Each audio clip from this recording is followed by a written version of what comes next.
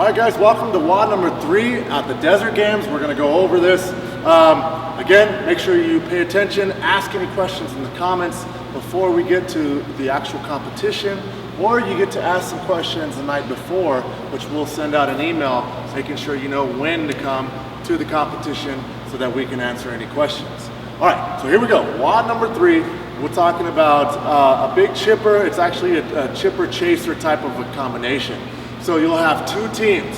One team is Team A and one team is Team B. Team A goes first. They start on the bar muscle-ups or the chest-to-bars pull-ups. So once Team A leaves the pull-up bar, then Team B starts their position. So it's a chaser at this point. Well, that means as the teams move to each station, the other team is right behind them and cannot be at the same station at the same time. This one's a little different. The rep scheme's a little bit shorter for Team A, so that means they're going to move quickly through the first part of it, come back around for the second round, and actually finish or try to catch Team B to finish as quickly as possible without letting Team B stop the momentum of Team A. So it's so the score or the time is actually Team A's finish, or the amount of reps they have left for Team A if you finish under or over the time cap, which is 17 minutes. So let's start talking about a couple of the standards for WOD number 3. The first one's going to be for fire breather is bar muscle ups.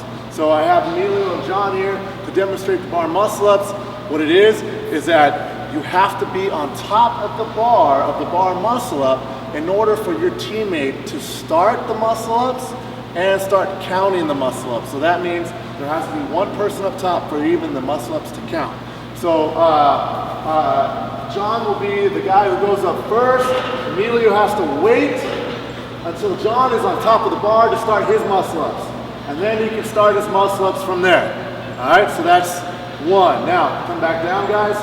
The big thing about this is we are going to be regional standards. That means as you muscle ups, your feet cannot be above the bar. So it cannot be an uprise or a gymnastics type of kip. So when you're kipping, your feet cannot be above the bar before you muscle up. They have to be below the bar for the muscle ups to count. For the RX division, you're doing chest to bars or chin over bars for the girls. So one person hangs, switch grip, regular grip, the other person starts the chest to bars. And then at that point, they start counting. At any point, the guy drops from the hang, the muscle ups, or the chest to bars or the pull ups do not count. So as we move forward, oh, and by the way, the chest to bars has to be below the clavicle. That's what we're looking for, an actual touch. So something must touch anything below the clavicle, belly button and all the way up. All right. So those reps, that is the pull-ups or the muscle-ups. Then we move on to the deadlifts. Deadlifts are pretty simple and normal movement. By the way, this is for demonstration purposes. The weights will not be set up this close together. So as John starts his deadlifts, he comes up. Bar must touch the ground at every single deadlift. You may not bounce the bar into the ground or throw it into the ground. All right, that is a no rep. All right, so the bar just must touch. As he extends through the deadlift, shoulders must be behind the hips or the ball of the hip. So we're looking for shoulders behind the hips, not in front of the hip. Just like that. All right, that's what we're looking for. They can face each other if they want to. Doesn't matter, they can face each other or they can be behind each other. It's up to you guys what you guys want to do as long as one person is working at the same time or at once.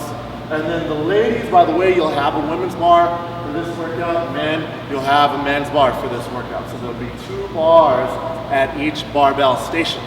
Now we move on to the box overs.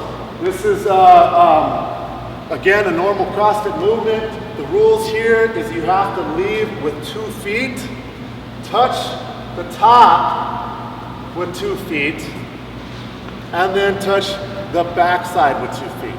All right? So Emilio's going to demonstrate. Go ahead, Emilio. Touch the top, come over. Touch the top, come over. You do not have to extend at the top of the box. So like a normal box jump, you don't have to extend. You can just cut just like that. You can do them laterally or you can do them faced. All right? It's up to you guys. And more specifically, if you're doing a lower box, if you're going to step up, which is allowed, if you're going to step up to the box, you have to make sure both feet touch the ground and both feet touch the box. So Emilio will do a step up on the box. He's got to come all the way over the box, step down with 2 feet. It can't be one of these things.